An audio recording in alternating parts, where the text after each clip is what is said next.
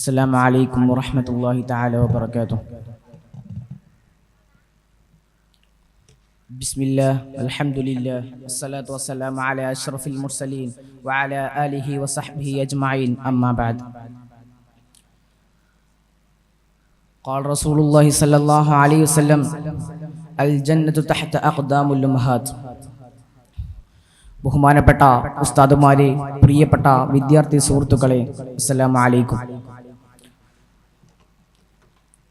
അധർമ്മങ്ങളുടെ സീമകളെല്ലാം ലംഘിച്ച് ലക്ഷ്യബോധമില്ലാതെ നൈമിഷിക ജീവിതത്തിന് വേണ്ടി സ്വന്തം ജീവിതത്തെയും ആത്മാവിനെയും ബലിയർപ്പിക്കുന്ന ഒരു കാലഘട്ടത്താണ് നാം ഇപ്പോൾ വസിക്കുന്നത്. ഈ കാലയളവിലെ പ്രധാന ചൂഷണ വിഷയം എന്നുള്ളത് നമ്മുടെ ഉമ്മ പെങ്ങന്മാർ അനുഭവിക്കുന്ന കൊടിയ അവഗണന എന്നുള്ളതാണ്. ഈ മഹനീയ മീലാദാഘോഷത്തിൽ സത്യനബി സ്ത്രീ വിമോചകൻ എന്ന പ്രമേയത്തിൽ ഞാൻ അല്പം സംബന്ധിക്കാൻ ആഗ്രഹിക്കുന്നു. നാഥൻ തൗഫീഖ് നൽകുമാറാകട്ടെ. പിറന്നയുടൻ പെണ്ണിന് മണ്ണി വിധിച്ച, സ്ത്രീയെ ഭോഗവസ്തുവായി മാത്രം കണ്ട, അധമരും അന്ധമാനുസരും ജീവിച്ച അന്ധകാര യുഗത്തിലേക്കാണ് അന്ത്യപ്രവാചകൻ ഉദയം കൊള്ളുന്നത്. ജനിച്ച കുഞ്ഞു പെണ്ണായാൽ കോപം കൊണ്ട് അവരുടെ മുഖം കറുത്തു വിളറുമായിരുന്നുവെന്നാണ് ഖുർആൻ അടിവരയിട്ടത്. അത്തരത്തിലുള്ള മർദ്ദലിയിലേക്കാണ് മുത്തുനബി സത്യദീനിന്റെ പവിത്ര മുത്തുകൾ വാരി വിതറി സ്ത്രീകുലത്തിന്റെ സ്വതന്ത്ര കവാടം തുറന്നത്. കുറഞ്ഞ വർഷങ്ങൾ കൊണ്ട് തന്നെ ആയിരങ്ങൾ ഇസ്ലാമിലേക്ക് ആകർഷിക്കാൻ അത് നിമിത്തമായി. ഇസ്ലാം പുലിക്കിയ ശേഷം 5 പെൺതരികളെ ജീവനോടുകൂടി കുഴിച്ചു മൂടിയ കഥ സ്വഹാബി നബി സല്ലല്ലാഹു അലൈഹി വസല്ലം തങ്ങൾക്ക് മുമ്പിൽ അവതരിപ്പിച്ചപ്പോൾ നബി തങ്ങളുടെ കൺതടങ്ങൾ നിറഞ്ഞിരുന്നു.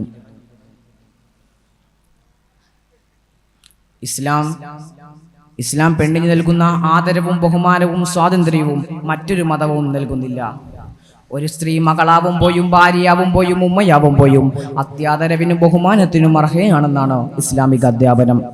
വല്ല മാതാപിതാക്കളും 2 പെൺമക്കളെ സുരക്ഷയും വിദ്യയും അന്നവും വസ്ത്രവും നൽകി പ്രായപൂർത്തിയിലെത്തിച്ചോ അവരും ഞാനും സ്വർഗത്തിൽ ഇപ്രകാരമാണെന്നാണ് നബി സല്ലല്ലാഹു അലൈഹി വസല്ലം തങ്ങൾ 2 വിരലുകൾ അടിപ്പിച്ചുകൊണ്ട് പറഞ്ഞത്. ജാഹിലിയ സിസ്റ്റത്തെ ഇല്ലായ്മ ചെയ്ത് പെൺകിടാങ്ങളുടെ ഉയർത്തെഴുന്നേൽപ്പുന്നം വെച്ചാണ് ഈ ഉത്തമ പ്രസ്താവന. ഭാര്യയാവുമ്പോഴും പെണ്ണിന് കൂടുതൽ പവറുണ്ട്. ഈ ലോകത്തെ ഏറ്റവും മികച്ച വിഭവം ഉത്തമ ഭാര്യയാണെന്ന തിരുമുയ്മുത്ത് അതിനൊരു ആധാരം മാത്രം. ഉത്കൃഷ്ട വിശ്വാസി തന്റെ ഭാര്യയോട് നല്ല രീതിയിൽ പെരുമാറുന്നവനാവണമെന്ന നബിവചനം മറ്റൊരു ഉദാഹരണം. കൂടാതെ വിവാഹമൂല്യം കൈപ്പറ്റുന്നതിനും ആവശ്യാനുസരണം തന്റെ ഇണയെ കണ്ടെത്തുന്നതിനും ഭർത്തൃപീഡനം അസഹ്യമാകുമ്പോൾ ഒഴിവാക്കുന്നതിനും ഇസ്ലാം അല്ലാതെ മറ്റൊരു തത്വസംഹിതയും സ്ത്രീക്ക് സ്വതന്ത്രം നൽകുന്നില്ല. ഉമ്മയാവുമ്പോഴും പെണ്ണിന് കൂടുതൽ പവറുണ്ട്. അൽ ജന്നതു തഹ്ത അഖ്ദാമുൽ ഉമ്മഹാത്ത്. മാതാവിന്റെ കാൽപ്പാടിനടിയിലാണ് സുരലോകം എന്ന തിരുമൊഴിയും. താൻ ആരോട് കൂടുതൽ കടപ്പെട്ടിരിക്കുന്നു എന്ന സ്വഹാബി വര്യന്റെ ആവർത്തന ചോദ്യത്തിന് നിന്റെ ഉമ്മയോട് നിന്റെ ഉമ്മയോട് നിന്റെ ഉമ്മയോട് എന്ന് ആദ്യത്തെ 3 പ്രാവശ്യവും നബി സല്ലല്ലാഹു അലൈഹി വസല്ലം തങ്ങൾ പറഞ്ഞത് സ്ത്രീകളുടെ മഹത്വം ഉമ്മയാവുമ്പോഴുള്ള കാര്യത്തിൽ വിളിച്ചറിയിക്കുന്നു.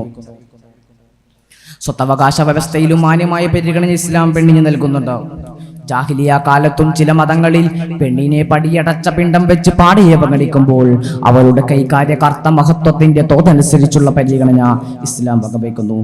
യുദ്ധരംഗമെടുത്ത് പോലും സ്ത്രീകളെ ഒരിക്കലും ആക്രമിക്കരുതെന്ന് അനുചരരെ പഠിപ്പിച്ച തിരുനബിയേക്കാൾ വലിയ സ്ത്രീ മോചകൻ ആരുണ്ട്? എന്നാൽ അമിത സ്വാതന്ത്ര്യം സ്ത്രീക്ക് അത്യപത്തുന്നതിനാൽ ഇസ്ലാം അത് അനുവദിക്കുന്നില്ല. അതാണ് സ്ത്രീക്ക് സുരക്ഷയും സംരക്ഷണവും. വീടിന്റെ അകത്തളങ്ങളിലെ രാജ്ഞിയാണ് അവൾ. ആരാധനക്കും ഉത്തമം ഉള്ളറ തന്നെ. കാരണം എണ്ണമറ്റ കാമഭ്രാന്തന്മാരാണ് തെരുവോരങ്ങളിൽ അവളെയും കണ്ടുവെച്ച് നിലകൊള്ളുന്നത്. ഇപ്രകാരം തന്നെയാണല്ലോ സ്ത്രീ വസ്ത്ര വിഷയവും. ഫർദയും ഹിജാബും അവൾക്ക് സുരക്ഷയാണ്. അവളുടെ സൗന്ദര്യം ആസ്വദിക്കേണ്ടത് ഭർത്താവ് മാത്രമാണെന്നാണ് ഇസ്ലാമിക പക്ഷം.